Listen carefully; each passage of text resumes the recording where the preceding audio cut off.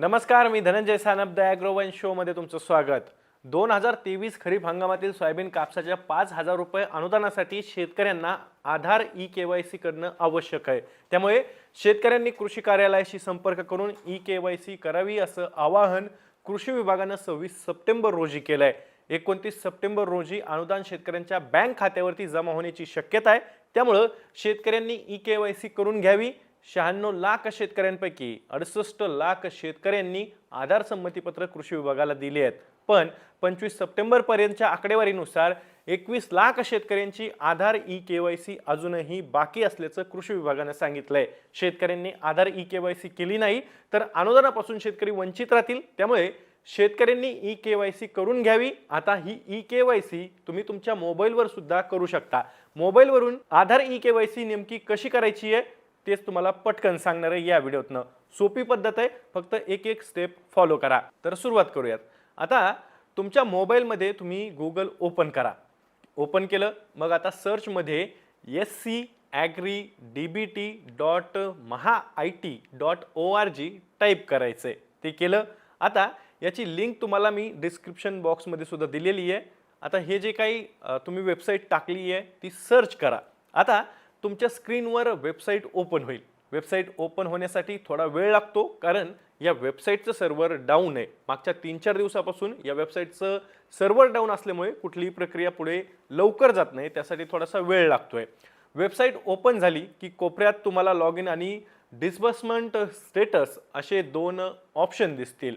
त्यातल्या disbursement status वरती या ऑप्शन वरती आपल्याला क्लिक करायचंय। आता एक नवीन पेज तुमच्या समोर ओपन होईल। त्यामध्ये डिस्बर्समेंट स्टेटस मध्ये आधार कार्ड नंबर टाकायचा आहे, खाली कॅप्चाचा कोड सुद्धा टाकायचा आहे। तुम्ही ते स्क्रीनवर पाहू शकता। आता इथं आपल्याला ऑथेंटिकेशन टाइप समोर 2 ऑप्शन आहेत, एक आहे ओटीपीचा आणि दुसरा आहे बायोमेट्रिकचा। आपण ओटीपीचा ऑप्शन निवडलेला आहे कारण बायोमेट्रिक हा सीएससी सेंटर साठी दिलेला ऑप्शन आहे। त्यामुळे आपण मोबाईलवरून करतोय त्यामुळे आपण ओटीपी हा ऑप्शन वरती क्लिक करायचं आहे। जसं की आपण इथं केलेलं आहे। ओटीपी ऑप्शनवर क्लिक केलं की समोर एक तुमच्या मेसेज येईल।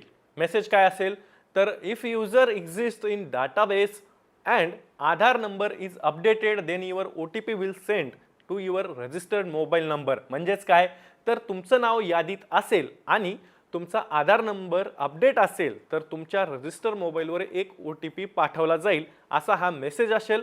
आता मेसेज आल्यानंतर या मेसेजच्या खाली ओके हा ऑप्शन तुम्हाला दिसेल, त्या ऑप्शनवरती क्लिक करायचं आहे। तुमच्या आधार नंबरशी लिंक असलेल्या मोबाईल नंबरवर त्यानंतर एक ओटीपी पाठवण्यात येईल। हा ओटीपी आला की तुम्ही एंटर ओटीपीच्या रकान्यात ओटीपी टाकायचा आहे। गेट डाटावरती त्यानंतर क्लिक करायचंय। क्लिक केलं की स्क्रीनवर मेसेज येईल, ओटीपी व्हेरीफाईड सक्सेसफुली। त्याच्या खाली ओके वर क्लिक करा, थोडा वेळ वाट पहा। मग तुमची ई-केवायसी पूर्ण झाली असेल तर तुमच्या समोर एक पेज ओपन होईल। त्यामध्ये तुमची पर्सनल माहिती दिसेल, जसं की तुमचं नाव काय आहे, गाव काय आहे याची माहिती दिसेल। तुम्ही ती स्क्रीनवरही पाहू शकता। त्याखाली ई पीक पाहणीच्या डिटेल्स तुम्हाला दिसतील। त्यामध्ये तुमचं नाव, गाव, तालुका, जिल्हा, क्षेत्र, खाते क्रमांक, गट क्रमांक याची संपूर्ण माहिती दिलेली असणार आहे। तसंच तुम्हाला क्षेत्रानुसार किती अनुदान मिळणार आहे त्याची माहिती देखील तुम्हाला इथे पाहता येणार आहे, ती तुम्ही पाहू शकता। या भागात ई-केवायसी ची नोंदणी कोणी केली आहे, तुम्ही स्वतः केली असेल तर इथं सेल्फ असं दाखवण्यात येईल। कोणत्या तारखेला केली आहे ते सुद्धा इथं दाखवण्यात येणार आहे आणि ओटीपी न केली आहे की बायोमेट्रिक न केली आहे याचीही माहिती तुम्हाला इथं पाहायला मिळेल। हे सगळं तुमचं ई-केवायसी पूर्ण झाल्यानंतर तुम्हाला हे पाहता येणार आहे। जसं की इथं तुम्ही पाहू शकता माझी ई-केवायसी पूर्ण झालेली आहे। आता बरेच जण असंही म्हणतील की सगळ्या शेतकऱ्यांना मोबाईल म्हणजे स्मार्टफोन्स वापरता येत नाहीत, तर ज्या शेतकऱ्यांना मोबाईलवरून ई-केवायसी करता येणार नाही अशा शेतकऱ्यांनी कृषी सहाय्यकाला संपर्क करावा। कृषी सहाय्यक त्यांच्या लॉग इन मध्ये उपलब्ध सुविधेद्वारे संबंधित खातेदाराच्या आधार संलग्न मोबाईल क्रमांकावर येणाऱ्या ओटीपीच्या माध्यमातून ई-केवायसी करतील। दुसरं म्हणजे सेवा सुविधा केंद्रात सुद्धा तुम्ही ही ई-केवायसी जाऊन करू शकता, म्हणजे सीएससी सेंटर मध्ये ई-केवायसी करता येऊ शकते असं ही कृषी विभागाने सांगितलेलं आहे। तर अशा पद्धतीने केवायसी तुम्ही करू शकता। आता तुम्हाला यामध्ये काही अडचण येत असतील तर कमेंट बॉक्समध्ये नक्की कमेंट करा आणि माहिती उपयोगाची वाटली असेल तर जास्तीत जास्त शेतकऱ्यांपर्यंत पाठवा, जेणेकरून सोयाबीन कापूस अनुदानापासून शेतकरी वंचित राहू नयेत। या माहितीसोबत मी तुर्तास इथेच थांबतोय. मी दररोज संध्याकाळी 6 वाजता ॲग्रोवनच्या यूट्यूब चॅनलवर शेती आणि शेतकऱ्यांच्या हिताचे मुद्दे घेऊन येत असतो. त्यामुळे तुम्ही अजूनही ॲग्रोवनच्या यूट्यूब चॅनलला सबस्क्राईब केलं नसेल तर लगेच सबस्क्राईब करा. व्हिडिओ जास्तीत जास्त शेतकऱ्यांपर्यंत पाठवण्यासाठी व्हिडिओला लाईक आणि शेअर नक्की करा. आपण पुन्हा भेटू.